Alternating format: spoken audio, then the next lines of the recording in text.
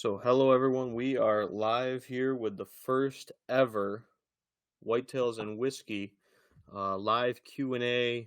We're gonna have some topics scattered in upcoming episodes of this and everything like that. But this is something that stems from my live Facebook Q&A videos that I do, and this puts it on multiple platforms for people to check it out on the YouTube channel later, as well as seeing it on the Facebook channel. So I'm going to be monitoring the Facebook questions coming in on my cell phone.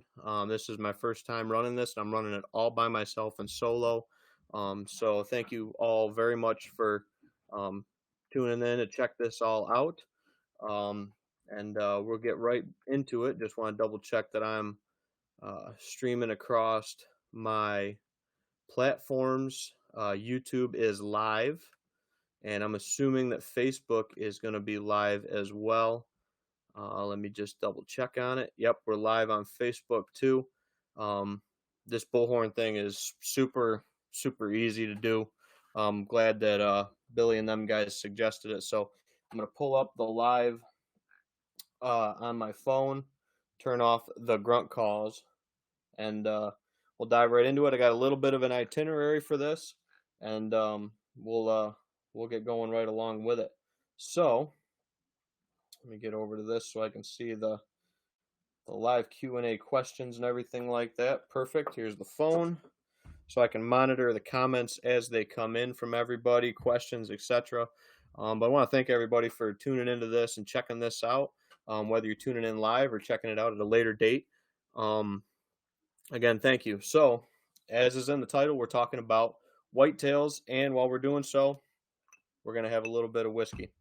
Tonight, we're doing Granddad 114. This is one of my go-tos for sipping and stuff like that. I'll put a couple fingers in the glass, and we'll get the conversation going right after we get a good little pour on the rocks. Cheers, everybody, whether you're drinking whiskey, whether you're drinking beer, whether you're drinking just a pop or a soda. With this, I thought the title fit really well with whitetails and whiskey, so that's what we're doing. And I do love that whiskey. So, traditionally on Wednesdays on my YouTube channel, I do a Weed of the Week. So we're going to start this episode right off, and we might not do this every single episode, but for the timing of this one, we're going to look right at a Weed of the Week for this Wednesday, because it's Wednesday Weed of the Week, and we're doing whitetails and whiskey. So, what I have right here, this is not homegrown crop, so to speak, even though these did come from my horse pasture out back. This is the plant we're talking about this week in the brief little intro of this Wednesday Weed of the Week on whitetails and whiskey. And this is something a little different, so I figured it'd be something good to throw into the episode. We have alternate leaves. They usually double off of where they come off of the main stem near the petiole. Peel one of the leaves off for you. As you can see, they're kind of an irregular shaped leaf, kind of triangular shape, little bit of jaggedness to them. These are very prolific seeders.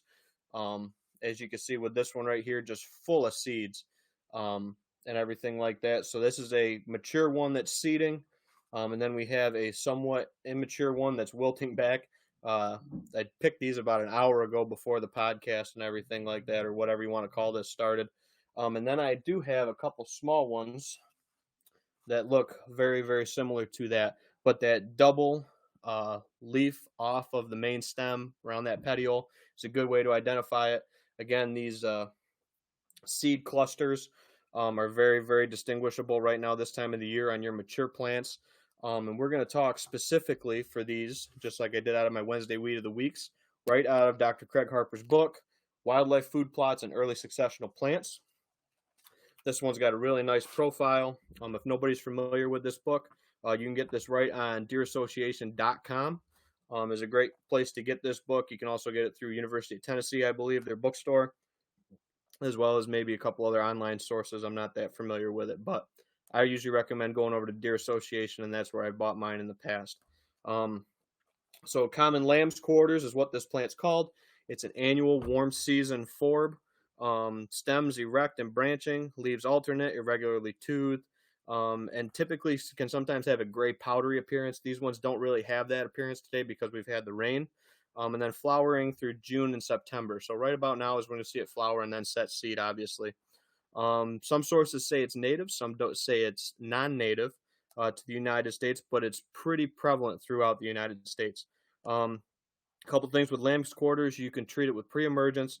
It also hits pretty good with glyphosate for Roundup Ready crops and stuff like that. But the really nice thing about this plant is it's eaten by a lot of bird species, bobwhite quail, turkeys, mourning doves, stuff like that. And it is really, really good cover in mixed stands for brood habitat for obviously quail, turkey, etc. Um, so that's kind of the uses for it. I don't see a whole lot of browsing on this by deer, but that's one that we're going to talk about, and obviously talking about topics like this going forward on whitetails and uh, whiskey.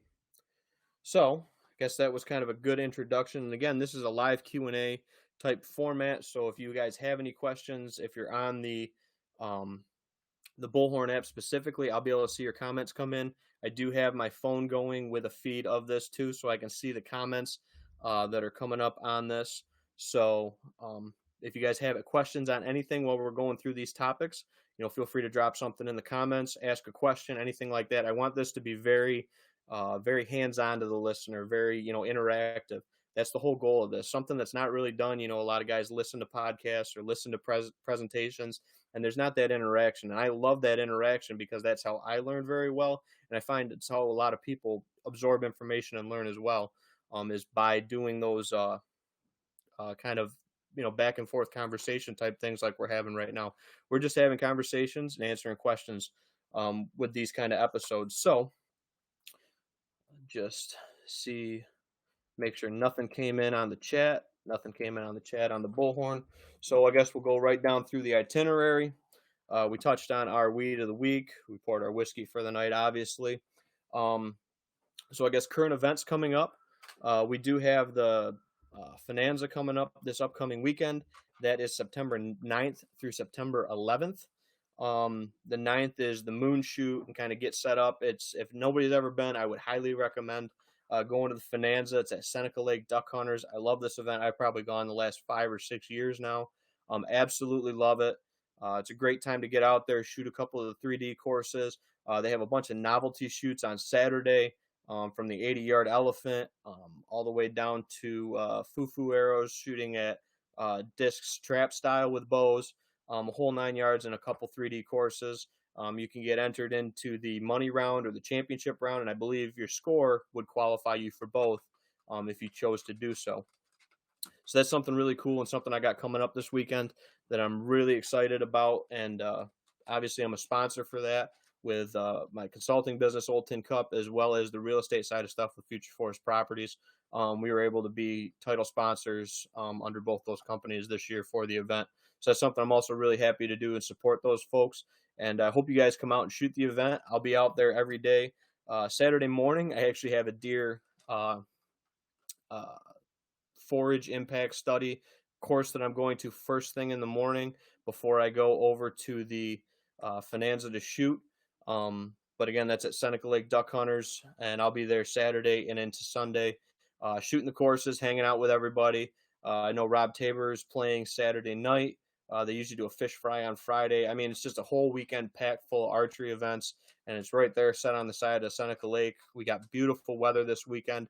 It's going to be in the 80s, so beautiful weather. If you want to camp out, primitive camping is there on the site at no cost. I don't know the cost right off to shoot, but it is a very, very, very good event, and I recommend everybody in the area going. I know they get people from Pennsylvania every year that come up to it and camp out and hang out, and it'll be good to see a lot of those people that I only see once or maybe twice a year.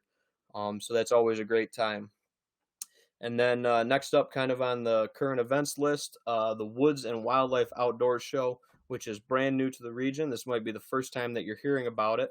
That'll be in Canandaigua at the Steam Pageant Fair grounds, or whatever you want to call them, the Steam Pageant Fairgrounds there in Canandaigua, kind of off of 5 and 20 off of a dead-end road. You can find that right on Facebook, Woods and Wildlife Outdoor Show. That's the 16th and 17th. I was asked to do a seminar at that one about buying and or selling property, as well as what you can do. I think they titled it Harvest Big Bucks or something like that. Whatever Javen and those guys titled me in at for that seminar, I'll tweak my topics and tweak my presentation accordingly to fit the thing. I don't know when I'll be speaking at that event, but I know they got a lot of other great speakers, great demonstrations. Everything from horse training to New York State Lumberjack Association will be there doing demos as well. And then there's some great seminars and great seminar speakers. Like I said, I'll be speaking more toward the buying of recreational land and everything like that. And then I know John Teeter's going to be there set up. He'll have a booth, good friend of mine, another nice, well-known consultant here in New York. He'll be speaking as well, so I'm sure I'll hang out with John at some point during the weekend. And it's only $10. That's worth the price of admission for the seminars that they got lined up. And I know Javen, who did the timber harvest, Lake Country Logging, did the timber harvest on my grandmother's piece of property in Loch Berlin, Lions area. Did a great job, phenomenal outfit. And he's doing a presentation with another gentleman on forestry management for wildlife, which again, like I said, the $10 right there is worth those three speakers, hands down. So I'm looking forward to it. This is the first time that this event will be going on, so it's something I'm looking forward to being part of. I'm glad that they asked me to speak at it. That's really, cool, and glad to present the information and, hang out with some like-minded individuals, and everything right leading up to season. So that kind of covers, most of my events and stuff I got coming up. Like I said, my next 2 weekends with the Finanza and the Woods and Wildlife Outdoor Show. Both of those are great events. If you can't make one, make both of them instead, because they can't miss events. They're just hands down great events. So I'm glad that stuff like that's in this area and stuff that we can obviously be a part of. So other stuff going forward, I've been shooting my bow a lot. We just had our finals for summer archery leagues, and my buddy Nate was able to place in his shoot off, and my buddy Gary was also able to place in their shoot offs. So congratulations to those guys for their archery leagues over there at Heritage Outdoor Sports. And if you haven't had a chance to get your bow set up, tuned, looked at, everything like that going into season, I would highly recommend getting it over to Heritage or another shop like that, so you can be ready to go when it happens this deer season for you. So I got my broadheads all tuned up, arrows all set, tuned them all in, and they're shooting good. Usually I shoot out to like 50 yards with my practice broadheads. Obviously I'm not going to shoot a deer that far, but I like to practice, a little bit past what I normally shoot for distances from, practice standpoint. If I'm really confident at 50 yards, I'll be super confident at 20, 25 yards to get that job done with archery equipment. So I see we had a couple comments come in over on the Facebook line. So Roger Floor said, "What's up, brother? You have any giants tied up yet?" Yeah, so we got a couple good bucks that I'll be going after on a couple different properties, a couple different deer we got a lot of history with. I actually changed out some of the decor. This is my home bar or whatever you want to call it, where friends and family can come down, have a drink, stuff like that when we got parties and events and stuff going on here at the house. And I actually changed out the sheds that are usually hanging on the bar, some of the larger ones I found over the years and stuff, with deer that are very applicable to this year because they're deer that we're going to be targeting and trying to go after. So that's really good kind of lead into a topic with what deer we're going after this year. It all depends. I'm a huge proponent of what I've kind of called the 1 year rule. And somebody asked me if that's something that I came up with. I think it's kind of a stemming combination from, listening to other folks speak. Specifically, the juries have talked about that with their 12-part shifts and stuff like that they look at, their phases that they have laid out. But I've really delved into the data with that. And the last 4 out of 5 bucks that I've shot on 1 year rules. And what I mean by the 1 year rule is looking at historical trail camera data, stand encounters with specific deer, through the years, and then following them, cataloging that information, and then putting it into practice when it comes time for that time of the season where they're shifting onto a specific area of the property. So kind of taking that, moving with the data, and kind of making it my own. Um, and what I call blue dot days. That's just why the way I do it with my whiteboard and stuff like that. If I have a 2 year consecutive ping in a specific location, let's just call it the southeast corner of a property or something like that. Typically, properties are divided into different sections, and then I target a deer in that specific section of that property around that date. Now, if I hit a blue dot date, those blue dot dates, I call them 60% sits. If I got a blue dot, it's a really, really good chance I'm going to have an encounter with that deer. One of my main targets last year, some of you might know, was hacksaw. I hit him on two blue dot days, and then I had an encounter with him on a 1 year rule previous to that. But a blue dot date is 2 consecutive years on the same date in a section of a property. And especially once these deer get into that 3 and 4 year old age class and you've been able to follow them for a couple of years, you can really put together that data and they really start to become very habitual in their habits. Like I said, it's helped me target and kill my last 4 out of 5 uh, bucks that I've been fortunate enough to take. The only one that didn't fall into that category was Y buck that I took on my grandmother's piece of property. And that's just because I don't have a whole lot of data over there. I run some cameras, but not as many as some of my other properties that I hunt. So it very might have been a 1 year rule, but I just didn't have the data to back it up. So I say my 4 out of 5. Bud, which is the bar buck right over here, 1 year rule. Baby 10 was a 1 year rule. Outlaw, which is right over here, was a 1 year rule. And then George was a 1 year rule as well. So all those bucks, last 4 out of 5 of them have been taken on that 1 year rule. So it's something I've had a lot of success with. And again, going into that a little bit is I don't hunt a spot if it's not right. So just because I have a blue dot date, if I don't have a stand down in that section of that piece of property or a location I can get into that works for the conditions, or if it's like 85 degrees in mid-October, I'm not going to go hunt that spot necessarily. I'm always looking at weather conditions, fronts, pressure, all that kind of stuff in correlation with it, but then relating that back to my data to make the best educated decision on where to go. And again, like I said, those blue dot days, consecutive years of pictures, I call them probably 60% chances. And there was only one blue dot date that I didn't have an encounter with hacksaw on from the stand. However, I did get a picture of him in that location that evening after that. So it depends on how you want to correlate that data. But 3 of the times I had encounters with him this past year, 2 of them were blue dot dates, and 1 of them was a consecutive 1 year rule spot. So everything fit in with the data with that buck, and it's fit in with a lot of other bucks. So I think it's something a lot of people could look into. And don't just erase that card. Keep that data, log that data, so you have that information with years to come for your piece of property, so you can make better decisions going forward. And sometimes it might not be a specific buck that you're targeting, but let's just say it's a specific date on a piece of property where it's always good historically. I could think of one right off where it's November 15th. For whatever reason, that property just blows up November 15th, and I always get a couple good bucks on camera or on stand sites encounters during daylight. So it all varies and depends. But again, some of that stuff that you can look for to help you be successful this season. And maybe it's time to look back at some of those cards when you're getting that little bit of an itch to get out there here in September, to get out there and make you more successful for this October. Deb and Gerald Kiddo say, hey folks.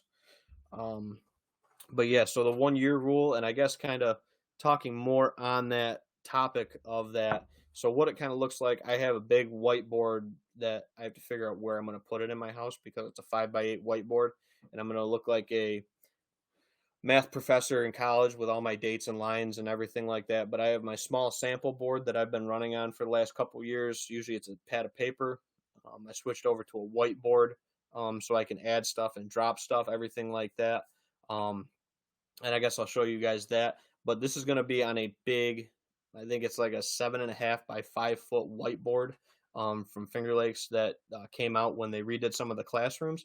So I'm going to put one of them in the house and be able to draw up all of these different bucks, look at different years in correlation.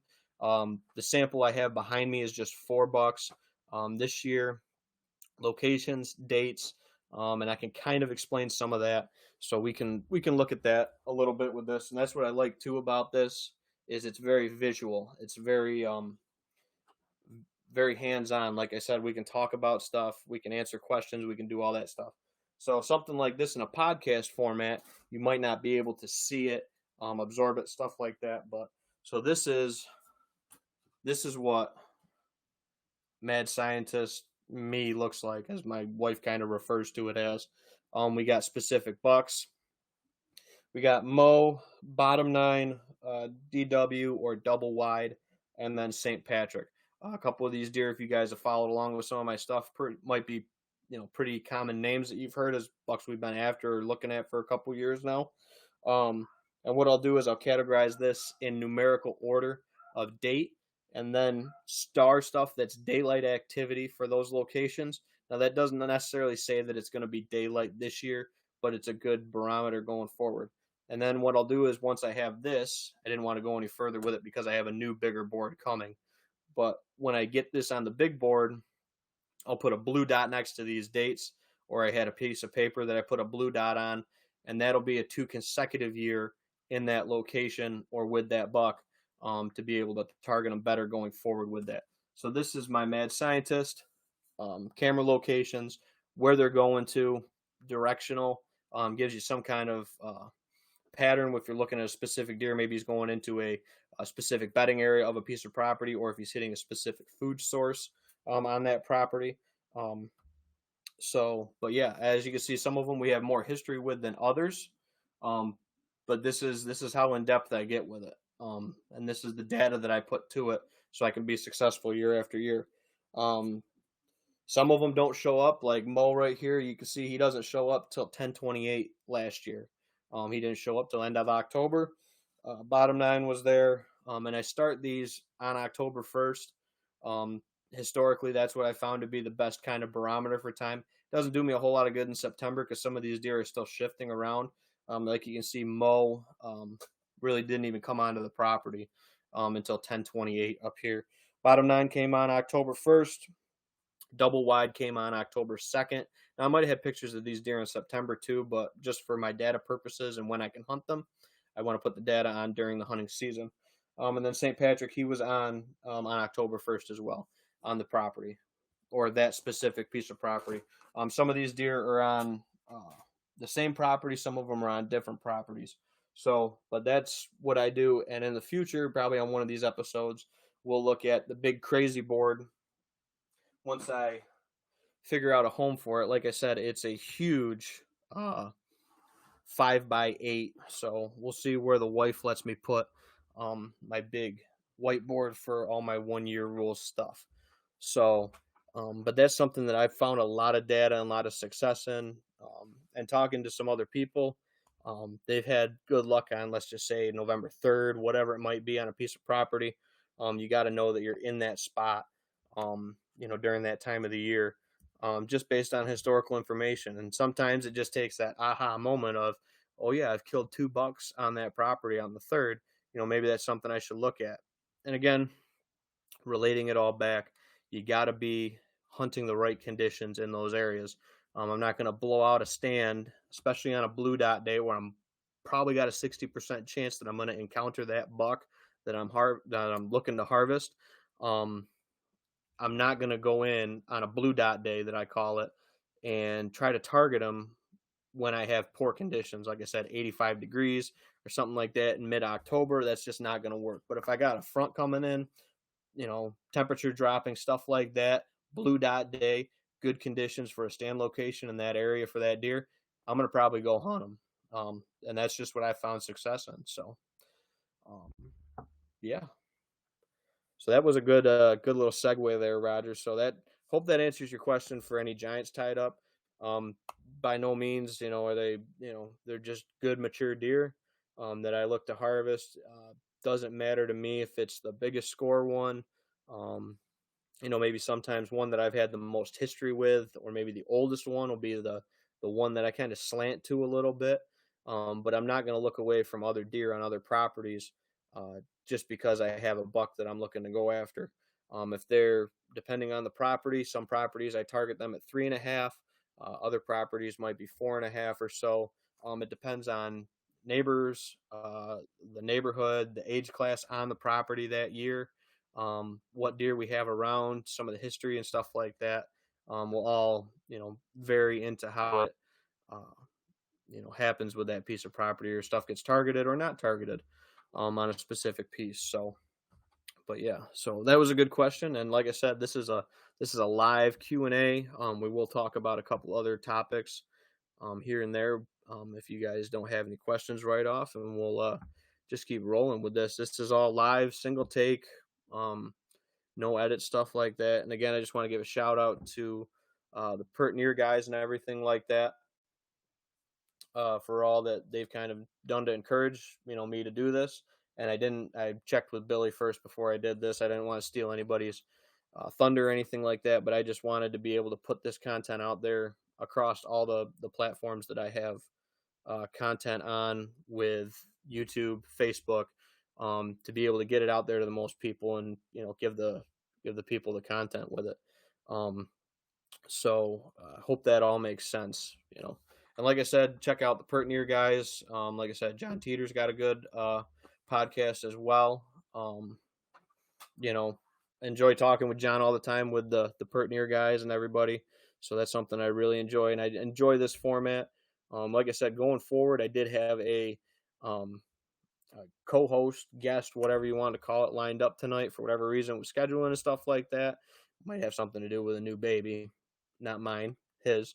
But that's why Nate couldn't be on with me tonight. He's got a brand new baby, so congratulations to Nate and Liza on a healthy baby boy. And hopefully we'll have Nate on in upcoming shows, or whatever you want to call it, episodes of this, to talk about um, more of a permission side of stuff. And maybe I'll have some friends of mine on that hunt exclusively public to talk about some of that stuff. Just kind of relating it into um, more people, and trying to combine, the way we look at stuff, and, find some common ground and learn from each other.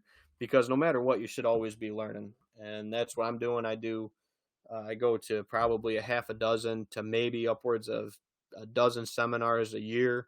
And it might be something from a soil health seminar that I went to just recently over in Wyoming County, or it could be like that deer impact study, the AVID, through Cornell and with National Deer Association, that I'm going to on Saturday before the Finanza.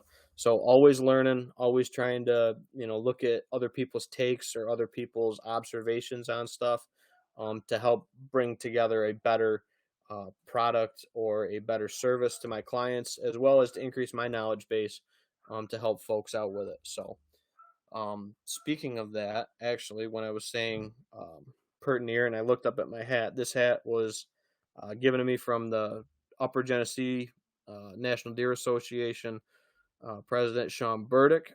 He has his last event, if for anybody listening down in the Wellsville area or wants to make the trek down there. Uh, that'll be September 22nd. Will be the event down there in Wellsville. It'll be at the Wellsville Gun Club, just like the last one was. They had some great speakers come down. It's a good time. I catch up with Billy and the Pert Near guys. Usually Billy comes down for that. I'm hoping those guys and everything come down for that event as well. But Kip Adams is speaking at that one, talking about deer harvest as well as shot placement. So he's doing kind of a two-part seminar down there in Wellsville. So if you want more information on that, I would go over to the Upper Genesee National Deer Association page, either on Facebook or Instagram, or get a hold of Sean Burdick to get more information on that event. So that was one that just popped into my head, and that's the beauty of doing these live notifications, is you can think of stuff on the fly to talk about with these. So let me get back with the Facebook open. Perfect. So anyway, so like I said, I didn't want this to just be me on here rambling and talking. I do enjoy, helping people and everything like that. But the real way I want to help people is to drop questions and drop your comments and make this really interactive. I tell people all the time, whether it's in a seminar or on a client piece of property when I'm consulting, or maybe listing a property, or working with a buyer to look at a piece of property. The stupid question is the one that you don't ask. So that's what I tell people is your stupid question is when you don't ask one, that's a stupid question. It's the one you keep to yourself. So by all means, drop a comment in, drop a question in. Let's get some topics flowing with this, um, and really get some stuff going for what you folks want to see talked about on this episode. Dallas says, "Hey Ben, Dallas, how are you?" Like I said, I'm trying to watch this. I know I have 0 listeners on the Bullhorn app, but what's the beauty of this, and when I talked to Billy about it, is the nice thing about the Bullhorn is I can send it to my YouTube page live, and I can send it right to my Facebook page live. So I can stream it across multiple contents at the same time.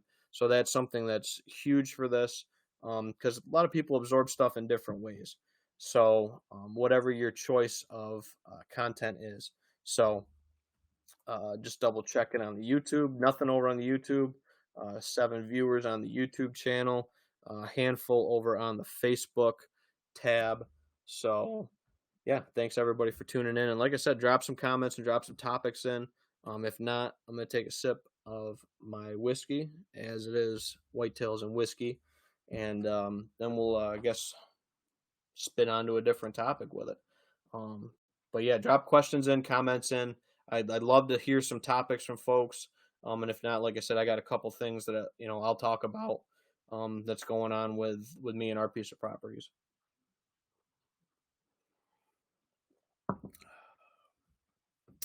So,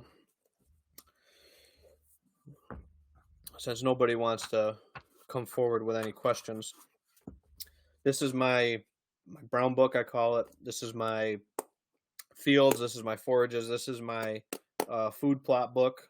This has my mixes year to year in it. This has field information year to year in it, and everything like that. And I highly recommend recommend anybody to put one of these down and start collecting your data, because if you listen to this enough, whether it's 1 year rule or historical data from your fields or your stand locations, those can all help you make better decisions moving forward as a hunter. So with this, I guess I'll just come right out and say it. I have a severe issue in my food plots this year. And it's something that I'll talk about on this, and then I'll talk about it as well on the YouTube channel, and you'll be able to see it firsthand out in the field. We have, I believe it's called white spot fungus on our brassicas, and again, slap myself on the back of the hand with it because of conditions we've had the last few years and everything. With equipment going down and stuff, I've always kind of turned to a turnip food plot on a portion of my field or all of the field, and not having proper crop rotation has caused me to develop white spot fungus on my brassica plants. So my brassicas are severely stunted this year. Just about every field's infested. I got to go do another ride around survey on my plots that I've planted and see, which ones are worse, which ones are okay. But from everything that I've kind of read about it and everything like that, it's from historical volunteer turnips. So not taking care of and terminating your turnips in the spring. So this is all a learning experience for me as well as anybody else. So you don't make these same mistakes, is allowing those turnips to volunteer out in the spring. You're doing yourself a disservice, because if they're developing this fungus on them, white spot, it's pretty identifiable. It's like white splotches on the leaves. It stunts the growth and causes some issues with the growth and can kill the plants as well. So we'll see what we do going forward with it. We're going to let it fly this year. From everything I've kind of read, it is 3 to 4 years of no brassicas on that piece of property. So I'm going to have to look for different properties to plant some of my turnip blends on that I have, as well as just substituting out different forages going into the fall for my plots. So again, bad on me for continually leaning on the turnips, and maybe not rotating them out of fields as I should have, and as I encourage other people to do with your cool season grass grains like wheat, rye, oats, etc. And we're going to be leaning a lot more on our clover and leaning a lot more on our cereal grains, rotating them around.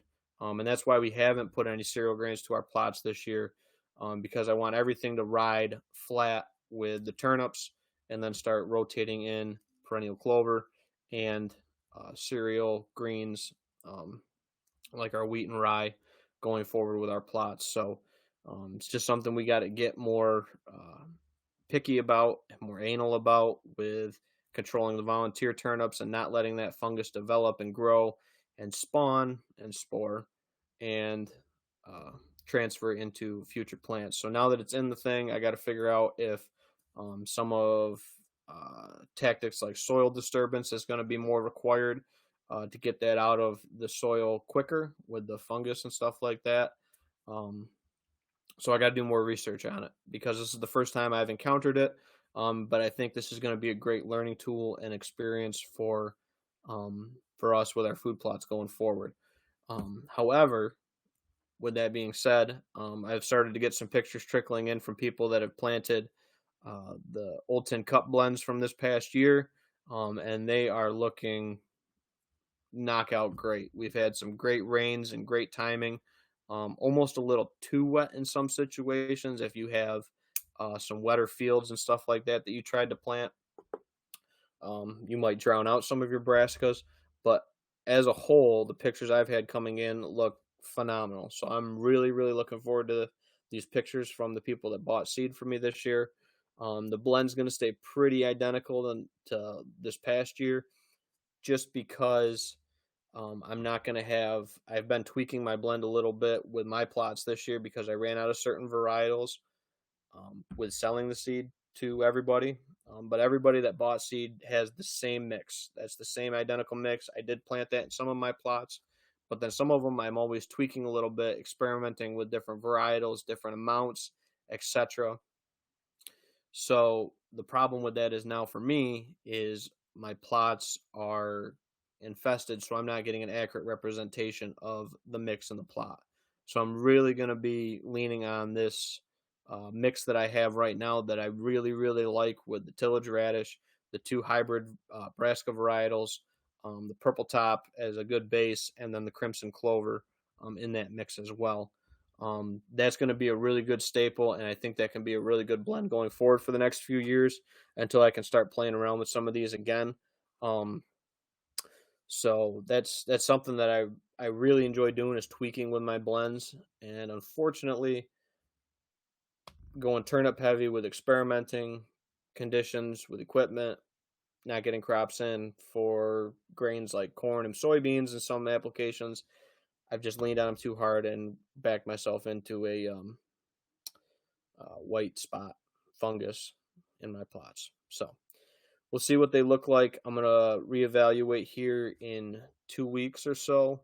And if I am looking at very, very little forage value, or I had a lot of mortality, I might lean on a cereal rye this year specifically, um, and then wheat and rye in different combinations, or one that I've learned about talking to folks at that soil health seminar. They call it WOTS, wheat and oats mix, stuff like that. We might go back to a little bit more tillage on a majority of our fields, just because of the conditions and everything that we've been faced with. So unfortunately, it's always a moving target when it comes to wildlife and habitat management. So the target's moving, and we're going to try the best that we can to hit it where it needs to be hit. So I hope that helps out some folks with that. So that's my warning to everybody: 2 years max with turnips, even if it's in. So a lot of times I like flip flopping fields.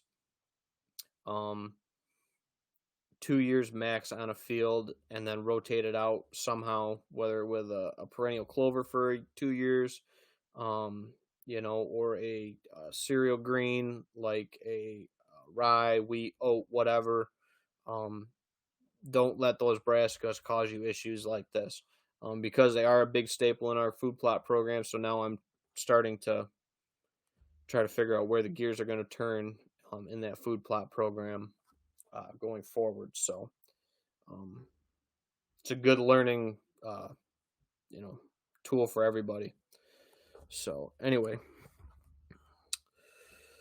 Nate actually dropped some comments in, so I don't know if this was during when I was talking about it or not. I just saw the comments come up on the live chat. With the fungus issue and it putting a hurt on your plot quality, would it be good to spread in to help plots this year or still provide quality food for the deer, or is it lost due to poor rotation? So yeah, so poor rotation would be the main cause of this in this scenario, and not taking care of the existing crops in the spring. That's what I found with doing the research on it so far. Is what's the main holdover is the crop in the spring. But now once it's in a crop, or in a field or in a property, it can spread with equipment. It can spread with all that kind of stuff. So now we have to reset gears on it. Like I said, it's due to poor rotation on our part, um, and poor weed management in the spring months. But I do like my fields going fallow for the turkeys. We did have some really successful brooding this past year, yielding quite a good population comparatively of young poults this spring and summer versus other years we've had in the past.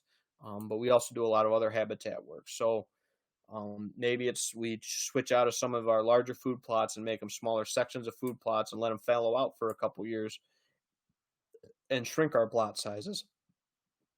This is all stuff that I'm going to be toiling on over the next couple weeks going forward, and trying to decide whether I want to put a grain to it or not, depending on what kind of forage and what kind of bulb production I get.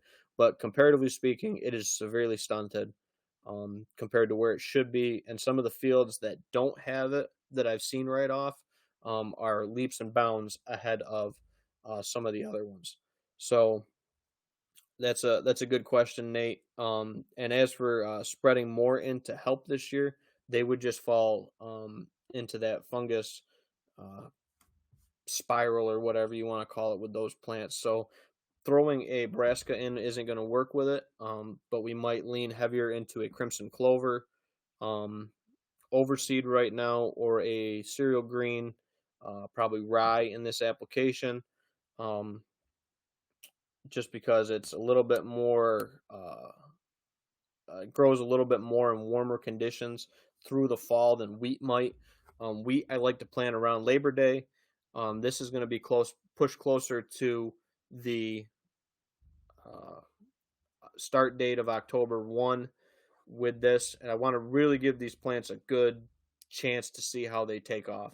And I do want to keep my property low impact going forward too, so that's why I'm waiting another 2 weeks. So I'm going to wait 2 weeks, reassess. Probably the weekend of the Woods and Wildlife, I'll probably get back out there, or maybe sometime during the week of the 19th, and see where it's going, and how the plots are doing and responding with the white spot. And I'll be doing a video on it probably at that time, and making a judgment call from there with it, and then really trying to rack my head against how we're going to rotate crops going forward. A lot of it's probably going to go to perennial clover for a few years.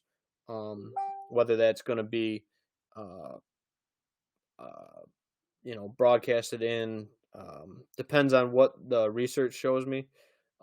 Whether it's going to be a frost seeding or a broadcasting in and everything like that. So we'll see how it goes with it, going forward.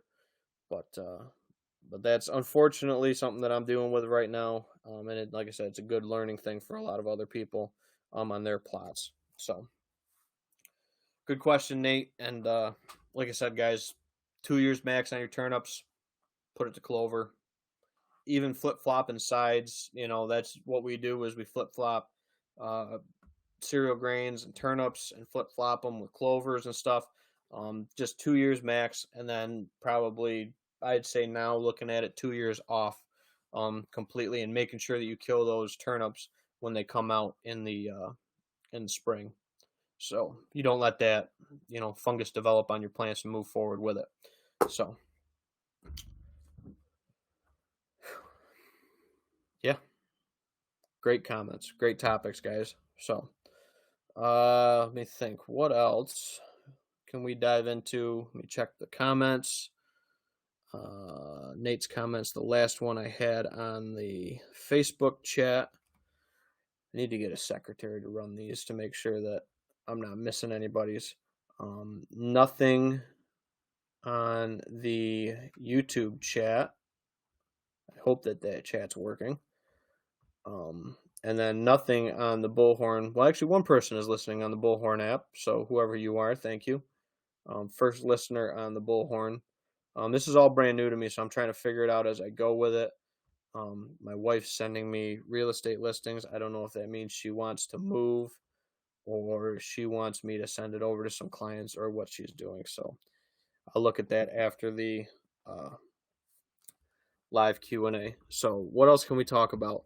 Couple things that's cool.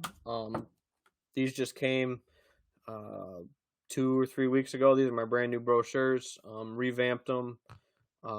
Went right through them again, redid them. I do this every year or two usually. Everything like that.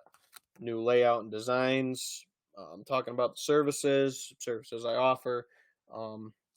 Specific highlights on the on-site assessments, because that's what I do. I don't do any over the phone or internet consultations, for a service. That's part of when you book me for an on-site service. We look into that. We have phone conversations leading up to going onto your property.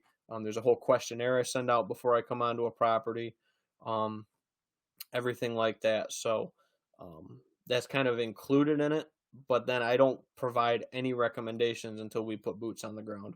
The people that are providing online consultations or over the phone consultations, in my opinion, unless it's a free one, I think you're just throwing your money away at it. There's some stuff you can see from the air, most definitely, and you can get a good framework of where you're going to go on a piece of property in a given day, or a strategy for that day going forward. But until you put boots on the ground and pick specific trees and look at specific habitat and look at what's growing on the piece of property, you can't give accurate information. And that's why I won't do on-site that's why I won't do over the phone or online consultations with it. It's just on-site plans and stuff like that. Then I got a whole section down here on the real estate services now, working with Future Forest. That was new since I got my last batch of brochures, so I put that in this as well for a service, successful client photos, and then accolades or whatever you want to call them on the back, the pieces of paper that I've gotten over the years. So, but I think that the infield stuff is the most important, and actually, that's something that I take a lot of pride in. Is I've been doing this kind of management stuff and everything for it's got to be over 20 years now, because I think it was 01. Me and Dad did our first food plot on a piece of property. So I've been doing this, like I said, almost 20 years plus. Some of the stuff is a little bit newer. Some of the habitat stuff and everything is more in the last 15, 10 to 15, whatever. But I've been doing, food plots and that kind of stuff for over 20 years now. So I've put a lot of dirt under my fingernails and a lot of miles under my tires and a lot of miles on my shoes, spreading seed over the years, and fertilizer, lime, etc. too. So that's a whole different category comparatively to seed and everything like that spread out.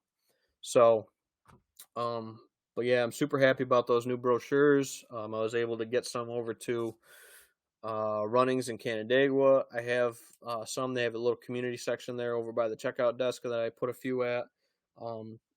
Give a few to people who ask for them. There's also a few at Heritage Outdoor Sports, like always, usually over there. So that's something that they've always supported me, and I support them. Great shop. It's one that I recommend. I actually recommended it to 2 more people today that were asking me questions about bow stuff.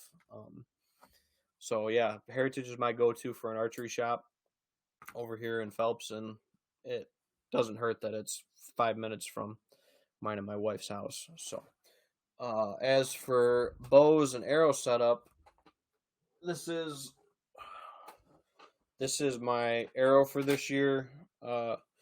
Easton FMJ. I've been a big fan of the FMJ's last couple years. Nocturnal lighted nock, uh, custom white arrow wrap, and I actually got this idea for these heads um, from watching Jeff Sturgis with Whitetail Habitat Solutions. Great wealth of knowledge. I've always been a fan of a fixed blade head, but I do also enjoy my mechanical heads. But I don't specifically like mechanicals alone. And I think this hybrid head that Slick Trick makes, they're a New York based company. So I also like supporting that. I think these are the Assailants. This is what I will be shooting this year. As you can see, it's got basically a Slick Trick fixed blade, and then it has an expandable as well. Good chisel point for initial penetration. Shooting 63 pounds out of my bow, 29-inch draw length. I got a decently long draw length. And this one is actually the arrow that didn't make it into my quiver. Just happened to be. They all shot really well. This was one I actually had to knock tune. You can see I don't have it typical cock feather orientation. This actually sits on my bow this way, kind of with the cock feather facing in, it would be in this application. And that's how this arrow shot true. Knock tuning something I've been doing. I picked that up from when I used to go to an archery shop in Leroy from Mike. I'll butcher his last name, but Mike V over there at CNC Archery in Leroy. Great guy. I learned a lot from him when I kind of first started bow hunting in the 2012-ish frame when I was in college and stuff like that. Leroy was just kind of the shop I was going to at the time before I met all the folks over at Heritage a couple years later. But he was the one that recommended the knock tuning, and that's something I've done probably, like I said, the last 10 years now since Mike suggested that to me, and that's really how I found my arrows flying a lot more true, especially with broadheads. With field points, you won't hardly notice it, especially with a good bow tune. And if your bow is not tuned, you're not going to get them to fly worth a damn anyway. It gets a little bit more specific and anal with your turning of your nock when you have fixed blade heads. Shot a lot of deer with dirt nap heads over the last couple of years. Cut on contact heads. Actually, I got one right here. This is the one I actually shot bud with. Still got blood and dirt and everything else on it. Like you see, FMJ white wrap. That's kind of been my standard arrow. This is one of their camo ones. But this is what I was running the last couple of years. Dirt nap, double bevels, good broadheads. Definitely need to put them to a stone to get them a little bit sharper. They don't have a great out of the package sharpness with these, and the bleeder blades do ding up quite a bit once they're shot into an animal. So I would typically put a practice head on, tune it, put the regular head on, and then shoot it once, and then take it back to the stone to sharpen it. So that's how I was shooting these broadheads in previous years. And this one actually flew true off of the cock feather. And actually, my wife, girlfriend at the time when I shot bud, put that little 4-leaf clover on there for luck. And that was the one that I ended up shooting bud with. Maybe if I'd have used this arrow the day before, maybe I would have not missed that big 9-pointer. But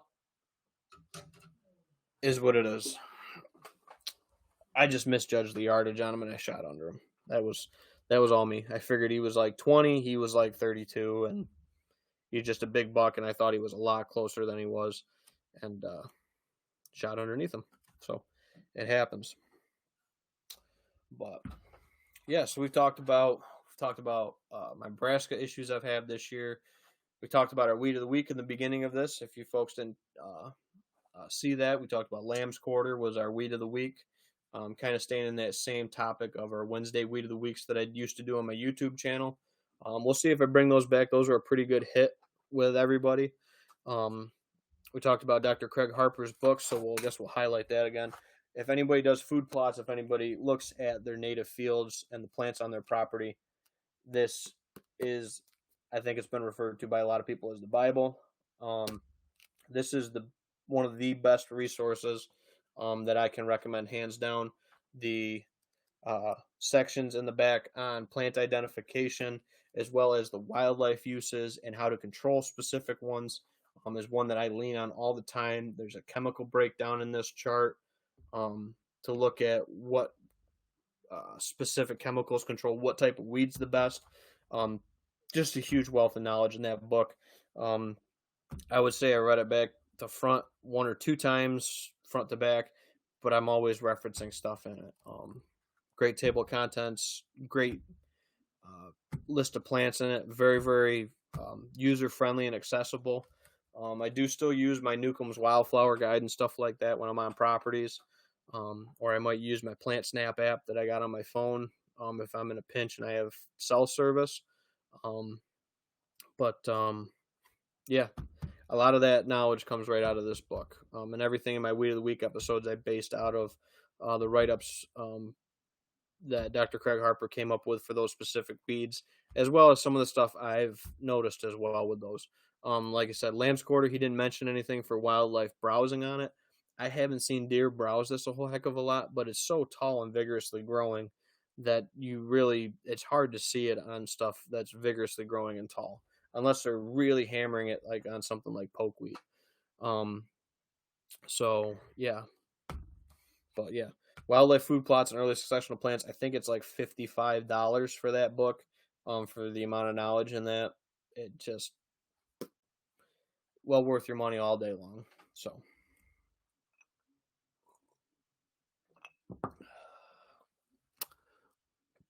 Alrighty. And so we have no. Oh, Nate says, what's your take on 2 blade broadheads versus 3? I'm a fan of 3. Obviously, shot placement is key, but what are your thoughts? See, this is why we need to have Nate on these future episodes, because you can see how you can feed off of different people and different topics and conversation with it. So hopefully Nate will join me on the next one, episode 2, and we'll be able to introduce him, and maybe Owen will make a guest appearance. I can't promise anything. But Nate says he's a big fan of the Spitfires. I'm not a fan of true expandables. I'm giving these hybrid heads out a try. And then I'm thinking about tuning a couple of my arrows to dirt naps, just because they have been tried and true for me. I actually ran out of them last year. Shot, or 2 years ago, I ran out of them, so I bought some late last bow season, and I actually didn't get an opportunity to shoot one with my bow. So that's why I have a plethora of them right now. I think I have a full 6 because I haven't shot one. So I might go back to my dirt naps. I haven't decided yet. I'm going to give these hybrid heads out a try. I do like the base of the cut on contact head with it, in combination with the expandable. I'm going to try this hybrid head out, see how it goes. Looking to hopefully get a chance. I have a couple pieces of property where I don't have a target buck or maybe as many targets until maybe later in the season. So I might try to get it over there and put a doe in the freezer early and check out the how those broadheads are in action, so to speak. I've been watching a lot of stuff on them, so I like the way they are and I like the way they fly. Very, very minimal tuning. I was shooting in very windy conditions the other night with them too, not having any issues with arrow flight or trajectory.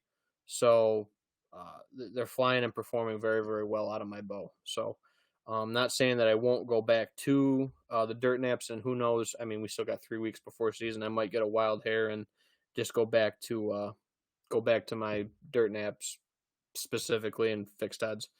But yeah, let's see. And I know Nate, I saw that Spitfire firsthand on that buck he shot last year, dude, when we tracked him up. It was red carpet treatment.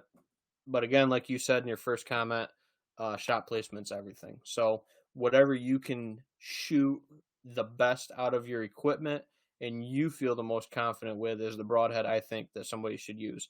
I'm not saying don't use expandables, don't use fixed heads, don't use hybrid heads, whatever you want to call them. Shoot what you can shoot well out of your bow, the best out of your bow that you have the most confidence in. Um, because that's what it comes down to with archery is confidence. So, going back to shooting, winter leagues, shoot summer leagues, shoot your bow, every week, every day, if you can manage, even if it's just 4 or 5 arrows, you'll be amazed on how your groups tighten up and how much more confident you are going into that season. And don't be afraid to stretch that distance a little bit, to practice at a little bit further yardage, to make it feel like that 20 yards, you can stack them right in there when you need to. Billy Harvey tuning in. I wonder if he's he's on the Facebook, obviously, because he's coming in on the Facebook comments. Big Iron Will fan, very happy with him. I've heard a lot of good things about the Iron Wills. Magnus Stingers, I've heard a lot of good things about those as well. Like I said, the only thing I don't really like about the dirt naps is I got to put them to a stone. They're not very sharp out of the package comparatively. I look at being able to cut paper out of the package is what I look at for sharpness. And that was one that I can get that with it. It's got a good enough steel on it that I can get that paper cut with it. For the sharpness, I've heard a lot of things that those Iron Will and those Magnus right out of the package, you can just cut that paper right up with them. So, yeah, I know a lot of people, like those Iron Wills. And like I said, with Nate's comment with the Spitfires, I've seen those things in action. They're devastating, like I said. But Nate is a better shot than me. He won his shoot off this summer league, so it's probably why he's a better shot than me. That's why he kills more deer. Just saying. I only killed 3 last year. I killed 1 with my pistol, doe with my pistol, and then I killed 2 with my muzzleloader. In a single sit, which was really cool last year with my brand new CVA muzzleloader that I had. So, yeah, looking forward to. We'll see what the weather does. I'm also not against going out, maybe trying to tag a doe on. There's 2 properties I can think of right off that I might go hunt early because of what's planted on them with ag crops. If I have the cool enough temps to go hunt. Tuesday, yesterday, I would say that I probably wouldn't have hesitated to go maybe hunt that night, especially with the temperature drop and difference. Again, you're just hunting a mini front, especially if you got a food pattern and stuff like that. We have an early doe season where both of those properties are. So maybe I'll take advantage of it and get out there and scratch a little bit of my deer season itch or whatever. So other than that, leading up to season, cameras are out. Cameras are soaking. And a lot of people ask me this about my cameras. I don't check my cameras very much during season. The 3 times I will check a camera is if I'm going in or out of a stand. That's 1. 2 is we have like torrential monsoon wind, ridiculous, kind of days, heavy weather events. I might go pull some cards, specifically if it's a spot where I'm getting a buck shifting into during that time of the year and I can get into that spot with the conditions we have. And then the third one that I pull cameras on is when we're tracking deer, whether that's something a neighbor shoots that comes onto the property or something that we have the opportunity to harvest that we're in there. I'll take a roundabout usually when we're probably blowing out a section of the property tracking deer. I'll go in and pull those cards in that section of the property to get that information and intel. But those are the only 3 times I pull cameras during season. I don't go pull them once a month, once a week. It's when I go hunt around stand locations that I can grab a camera either going to the stand or on my exit route from the stand that afternoon. And and that's really it. Other than that, I'm relying on my 1 year rule data um, going forward. So, and we talked about that earlier in this with the whiteboard. And like I said, I'm super excited to get this big 5x8 whiteboard. I don't know where my wife's going to let me put it, but maybe it'll live out in the garage. I don't know. So it's a classroom size whiteboard. And if I could figure out how to fit two of them in here, I'd probably try to fit two of them in the house, but I'll take what I can get. One, I think, will be plenty for the amount of data that I have uh, for the fields if I write small enough. So, but that's how I target and try to tackle and find the right spots to hunt and the right deer to hunt is the 1 year rule data mixed with the environmental data that we have. Coming in with the weather fronts and everything like that. Um, so yeah. Nate says, think the 3-blade gives you that extra blade on the rotation just in case the shot isn't the greatest to clip a vital, because we all know how adrenaline can kick in. Absolutely, Nate. I agree with that. That's why I like those Spitfire, or not Spitfires. Now you got me thinking Spitfires. You're corrupting me. Those slick trick heads. You have the 2 main cutting blades, and then the 2 additional expandable blades. So that's more of like a 4-blade head, um, you know. And like I said, I didn't see any major difference. And if you look at the slick trick blades, I haven't done the actual measurement comparison, but they're pretty identical to the um, side gap or cutting width without the expandable blades as the standard slick tricks. And I know people that have shot those slick tricks for years. And they've just been good heads. Same thing. I ran muzzies for a bunch of years. Who knows? I might even go back to some of my muzzies. I have a whole box full of broadheads that I've tried and stuff over the years. So, who knows? But for now, the slick trick assailants is what I have tuned into my bow, and they're flying really, really good for me. So, I'm really, really impressed with them. So we're coming up on a little over an hour. We got 2 people listening on the Bullhorn app, which is cool. And we got another 8 on Facebook, I think it says right now. And then a couple over on YouTube. So that's cool that I'm catching people across all platforms. This will be on the Bullhorn app, I believe. Billy will probably be able to speak better to this. This should be posted on the Bullhorn app after the episode goes final or published, and then it'll be on the YouTube channel, and it'll be on my personal Facebook as well, to be able to reference back to and stuff like that. So that's something that's really cool with it. I do like the video aspect of it a lot more than just talking to a black screen, and you folks being able to see stuff like the plants, the books we're referencing, the 1 year rule data that I showed. All that stuff, I think, provides that extra little bit that you might not be able to get if we're talking about it with a black screen. So that's something that is really nice too with this. So thanks, Billy, and thanks, Billy, for like I said, giving me the blessing or whatever to do this. I appreciate it. Like I said, first thing I texted you is I don't want to step on any toes, and I'll still obviously be on his podcast and everything when he asked me to. But like I said, this is just a much simpler way for me to get my live Q&As that I always do on YouTube and everything like that, because I always had problems with that when I published on Facebook. I could never figure out how to get it over to the YouTube.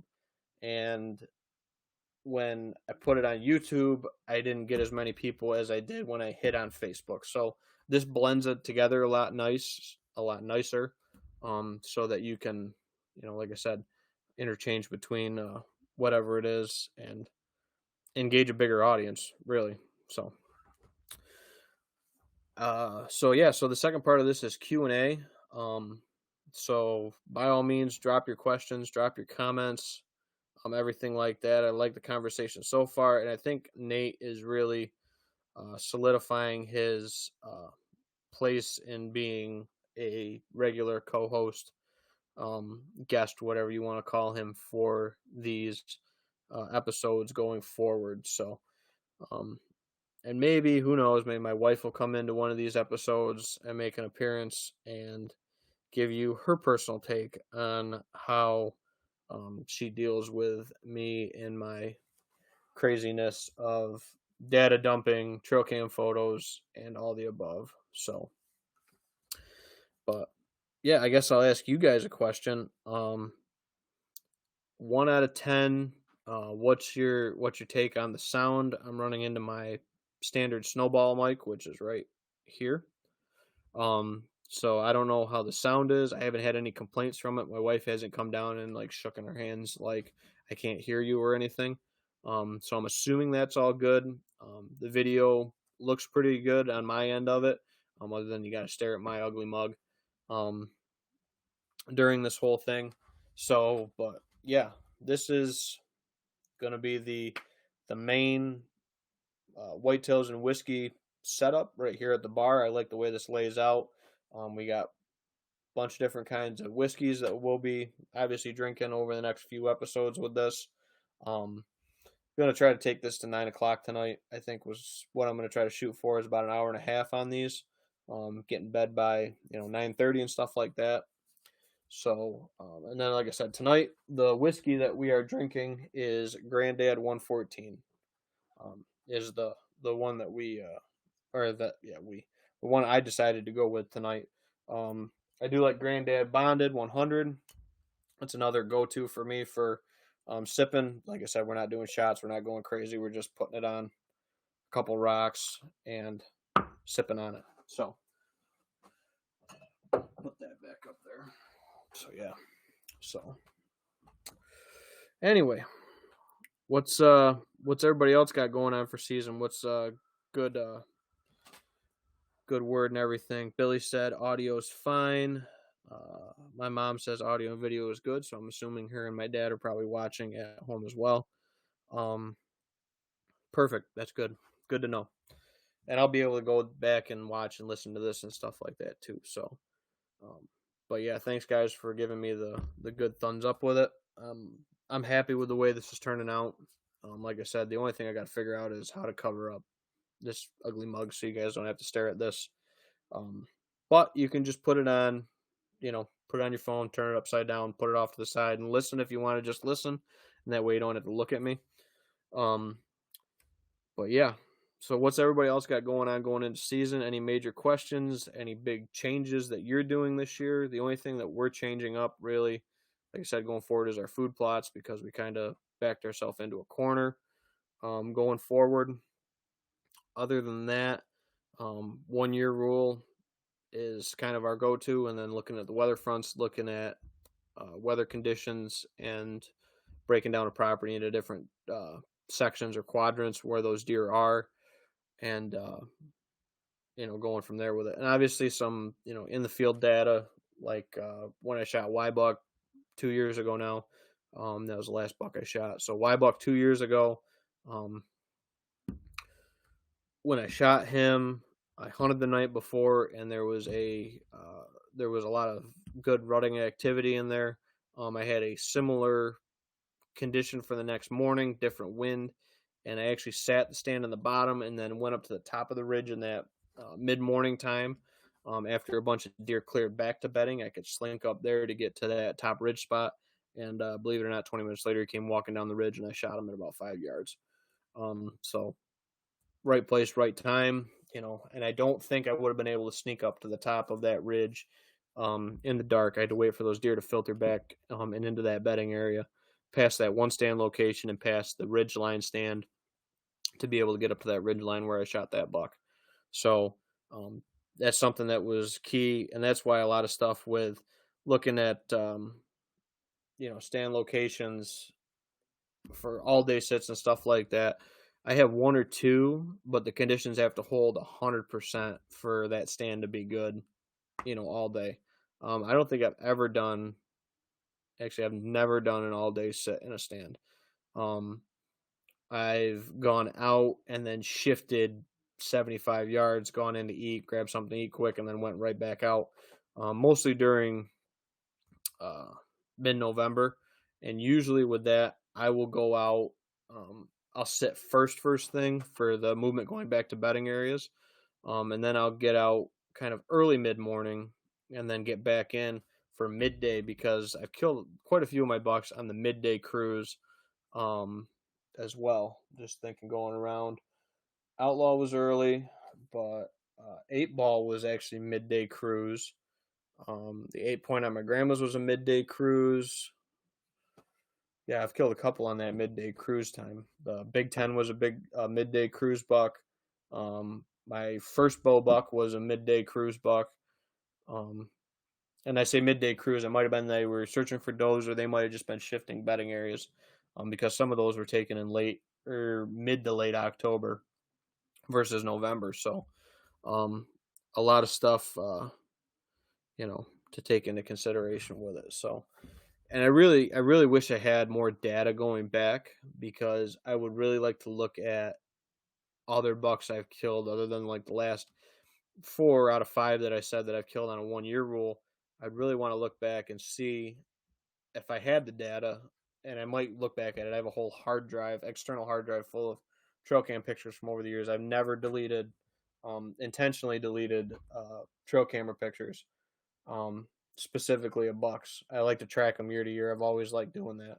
So I would really like to look back at like my Big Ten 8 ball, a couple of those bucks, and see if they were 1 year rule hold true bucks or not. We weren't running as many cameras then. We weren't as in depth with our property layout and design back then either, so it might not be as predictable, or as much correlation with the data as we have now with some of this. When they move into certain sections, they're in certain bedding areas. And it's just whether you can get in and hunt them in and around that bedding area or location that is going to determine whether you see them or not. So, and like I said, even though I didn't get a chance to, I could have drawn on hacksaw last year, but I decided not to. It was a 42-yard shot. It was a shot I didn't feel comfortable with. But other than that, I did have 3 encounters with that buck, all hunting on 1 year rules. 2 of them were blue dot dates, and 1 of them was a 1 year rule date. And like I said, going back to that, the blue dot date is 2 consecutive years of a buck in a spot during that day consecutively. So that's a blue dot date. I've never had a 3 year in a row one. I guess Outlaw would have been that in the 2 blue dot dates. It would have technically been a third dot or whatever you want to call it, for that. So I've never been able to chase a buck more than past like year 4.5, 5.5. Just because there's a lot of hunters in New York. We're one of the top 5 or 6 in hunter numbers. So getting a deer into 3, 4 years old is one heck of a deer, and in some areas 2 and 3 is a rarity in some applications. But yeah, so that's it's kind of my little tangent on looking around. So I know you guys can't see it, but I have Barbuck Bud here. He's the main hangout buck on the bar. He's the bar buck. And then if you go around the basement, it's lights off and stuff, so the lighting's not all screwy. But you got shoulders over here, and then you got bow kills. And actually, the 3 bucks I've killed on my grandmother's are over on this wall, separate. And then bow kills and gun kills, first buck, stuff like that are over on that kind of 2 walls. So I can look around and reminisce and think about these stories and these conversations and topics by seeing each individual deer. So that's kind of something neat. I like being able to talk about during this podcast or video cast or whatever you want to call it, live Q&As, that I can draw on is looking back at it and saying, oh yeah, that with that deer is something that I can relate to this topic. So Billy Harvey says, good topic. I do like Billy's topic he just dropped here. Weed eated some access trails to tree stands yesterday. Have you ever done that? Yes. Usually depends on the stand location. Weed whacking, no. Well, I can't say that. Weed whacking on my family's piece of property, no, because of the hogweed. But we do mow trails in with the brush hog in certain applications to get to stands that dead end at the stand, meaning they can't go anywhere after they get to the base of the tree or whatever. Um, whether it's blocked by logs, debris, habitat features, water, whatever it might be with it. But I have used a weed eater to clean out ditch beds and stuff like that, to get clear access in on some pieces of property. I think it's a great tool. The big thing I think that you benefit from with using a weed whacker on your trails going into your stand is rubbing any scent off of your clothing, um, when you're going in and out of a stand. So I think that's the huge issue with making sure you don't have sticks, weeds, and stuff like that, and you're not wading through tall grass if you can, on a private piece of property that you can prep your stand locations on. So I think that's a really good one, um, for the weed eating, and also creating mock scrapes. Put some buck fever on it and had shooter on it today. It's another good thing, Billy, too. Like I said, mock scrapes. Usually I got one at every stand location. Um, Usually, some of them don't, just because of the way they lay out and stuff like that. Uh, but yeah, um, I haven't used buck fever. I typically just pee in it myself. Been peeing in those scrapes ever since I, started finding out that after 24 hours or less, urine is urine when you're putting in a scrape. The buff fever is synthetic though, so I don't know how that is comparatively. I would rather not cover up any natural deer scents that's there or put anything artificial on the licking branch or vine. That's just me personally, but I know a lot of guys that have success with lures and stuff like that too. So, um, but yeah, definitely the mock scrape. However way you set it up, and you can't just. This is one thing too that I see sometimes on client pieces. Putting a mock scrape in a spot where it doesn't make sense. It's got to be on a travel route. It's got to be on some form of. If you just put one in the middle of the woods, expect a deer to magically go toward your mock scrape because it's in front of your stand, you have to have some kind of supporting feature with that. You have to have it be on a travel corridor, in a saddle, on the top of a ridge, um, something like that to make that be a reason why that scrape would be there and why they would mark it. And this goes back to, I guess, trapping and relating some of my trapping knowledge from when I grew up trapping to hunting and being successful that way, is looking at the way sign is laid by animals. If you ever look at a rock or a stump or something like that out in a field, where does, or not even, trapping related, but where does your dog lift its leg on a piece of structure, on a piece of a feature? It needs to have something to drop that scent on it. Same thing with a scrape. It's the same sort of idea, is you're looking for a relatable piece of habitat, topography feature, trail system, whatever it might be, to put that scrape there for that to be a good location. So that's huge too with scrapes. You can't just put a vine or a rope or whatever you use for your mock scrape, tree branches in some applications, into those locations and magically think that a deer is going to hit it. It's still got to have a supporting habitat feature and work for your stand location. But yeah, no, definitely. Yeah, use the weed eaters and stuff like that. You can do that to clean out stand locations for access to clean up and keep your scent as minimal as possible. But again, once you're on stand, I think the best scent control is your stand location itself, and more importantly to that is your entry and exit. Obviously, weed eater is going to definitely limit the amount of scent that you lay down with that, but in turn, you got to have a good stand location or a good access to that stand before I even talk about putting a stand there. And if you've watched any of my stuff or listened to any of the stuff with the pert near guys, especially, they just kind of joke around and say I'm the access guy because it's all access.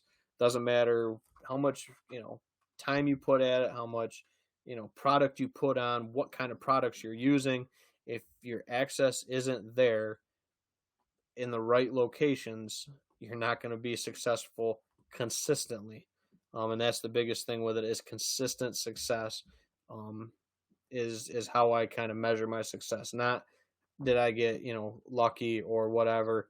There is some obviously luck tied into all of it for sure, but I want to make it as consistent as possible for consistent success, and using the right features in accordance with that. Nate says this is touching on access, but going to a stand in the morning during the rut, I have bumped many deer going in under dark. Is it more beneficial to wait till say 7 when the deer are off the food and wait till midday cruiser 10 to 3 or till the end of shooting light? Love this topic.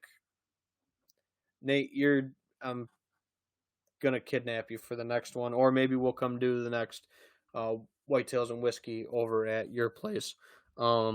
Great topics and everything with that. And so the morning I killed, and I guess we'll see if I can pan over to it. So this is going off Nate's topic of accessing after a field clears. So this is going to be a story about that guy. So that's Outlaw. That is my biggest bow buck. That's just a shot of him in this video for reference or whatever. My best bow buck that I've been able to take so far. So Outlaw was actually shot relating to Nate's topic on accessing after daylight. So that spot that I shot that buck out of, because I had to go by a food source, I didn't access directly through the food source, but I had to access paralleling it because of the way that it laid out on that property and where I ended up, having a shot at that buck. I had to go in there after daylight.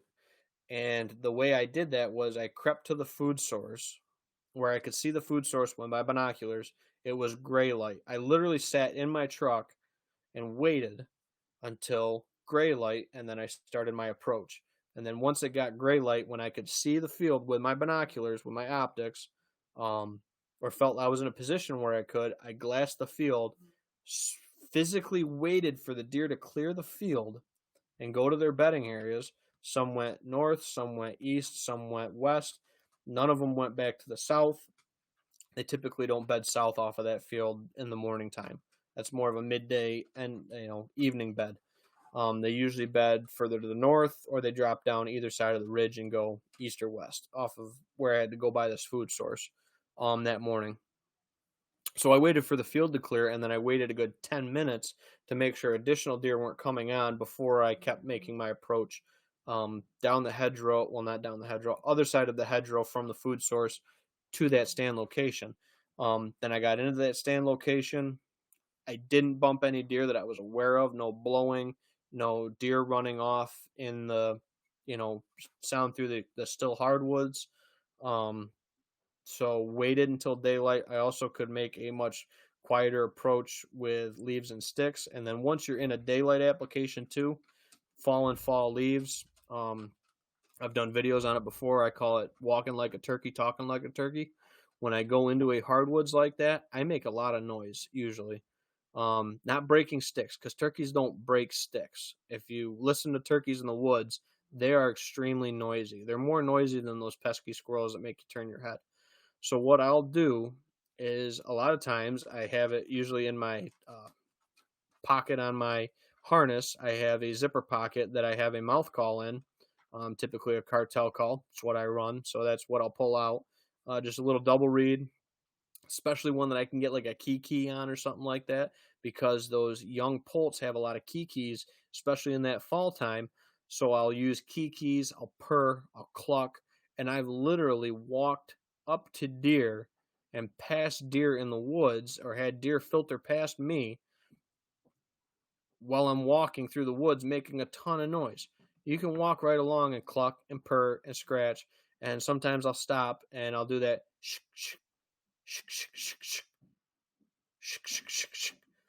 that scuffing of my feet, literally moving leaves, walking, talking like a turkey.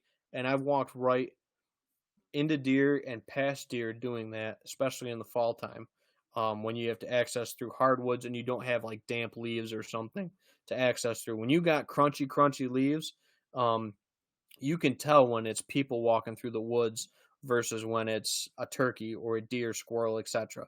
You can tell when it's a person walking, a two-legged person walking through it. Another thing that I do to give away more tips and tricks and secrets of this is I also scuff my feet a lot. I have like a kind of step when I walk in the woods. I kind of tap my toe and scrape my heel. And what that does is imitates a, um, I imitate that step of a deer, that because they're stepping in alternating feet. They don't step like a person does. You got to switch up your pace. You got to talk and walk in the woods like an animal to not alert the animals as much. Is it that big of a deal? I don't know.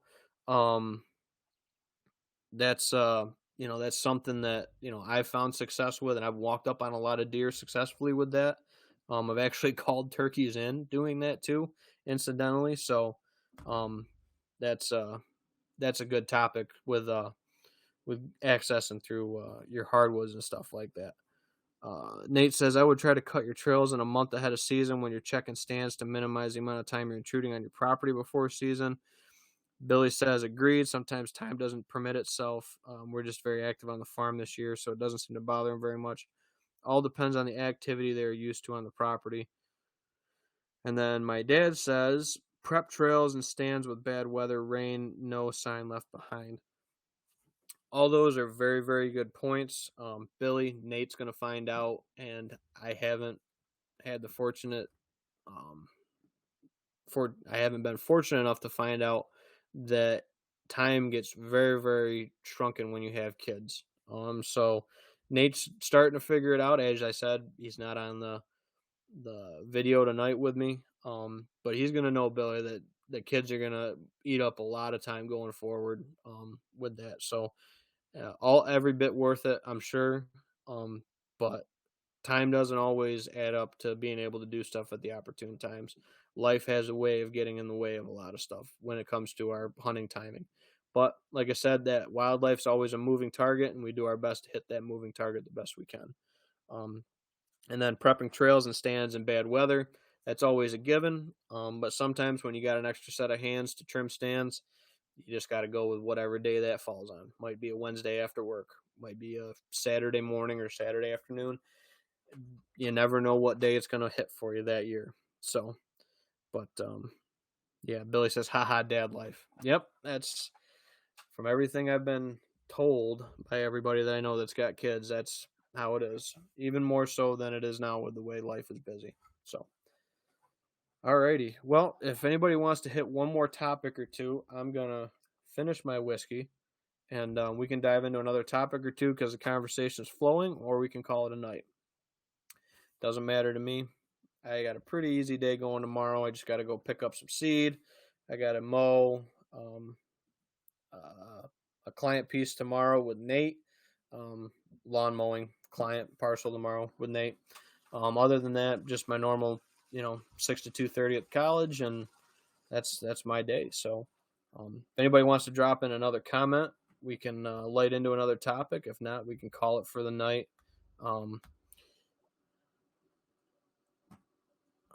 Billy dropped another comment. It's not all about shooting trophy bucks, making memories, and enjoying the outdoors.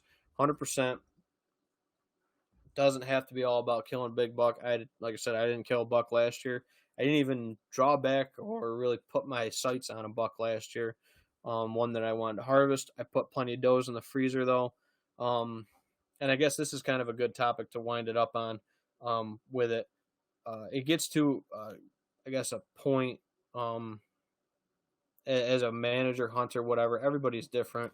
And this is just something I've kind of noticed is I don't need to kill a buck every year. I would love to. I enjoy chasing them. I enjoy the pursuit of specific deer and the figuring them out. That's where I really get the enjoyment and the drive out of chasing specific deer. And that's why I target them the way I do. That's why I look at specific bucks and the history the way I do with them, because I want to go after a specific buck. I want to beat that buck. Whatever one it might be. It might not be the one that's the oldest, might not be the highest scoring, but it's one of the ones that I want to target on a piece of property for whatever reason. It might be his age, might be the history I have with him. It's all variable, but at the same time, being able to provide tons of high quality food for my family and friends. Make stuff like jerky, snack sticks, summer sausage, that kind of stuff too. The camaraderie and doing that stuff and sharing that stuff with people, maybe even people that aren't hunters. That's some of the stuff that I get most of my enjoyment out of, other than the chase of specific bucks. I like the camaraderie that comes in the skin and shed and stuff like that. Just about as much, and doing the habitat work just as much as I do the hunt. It's just a different pursuit or a different avenue or strategy that you go down with it. But all of it comes together as a piece. Like Billy said, it's not all about big bucks. So 100%. It's not all about big bucks for sure, but it's part of it. It's one of the things that I'm crazy about, is targeting those bucks. But again, I enjoy the camaraderie aspect of it as well, no doubt. So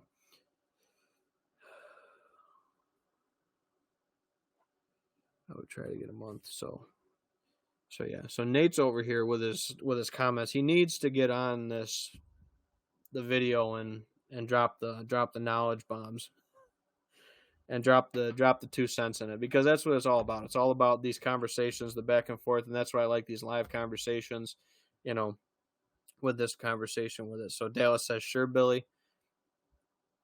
Everybody hunts for different reasons, 100%. And we all hunt for some of the same reasons, and we all hunt for different ones. So, but I do agree that it's about the whole experience in general. It's not about just one piece of it. If it was just one piece of it, I don't know if I'd do it. I think it's all the pieces coming together that make the whole puzzle take shape. So, you were in the backpack at 2 months with us setting stands and such. So that's how I got in the woods originally, was with my mom and dad putting me in the old Native American backpack and taking me to the woods and getting me out there then. So I guess if you look at it that way, I've been doing this at 2 months, Mom said. So, well, 2-3 months, whatever it would have been, because I was born in July. So going on 29, this might be my 29th season in the woods, so to speak. This will be my, I started hunting 16, killed my first deer at 16. I think because you couldn't hunt when you were 12 or 14 back when I was growing up, so 16. So this will be my 13th season, 13th or 14th, whatever it is.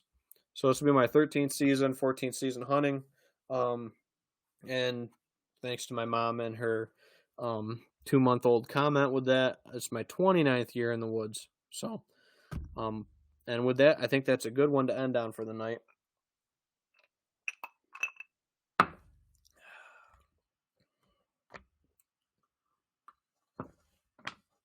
So, well, thank everyone for tuning into this.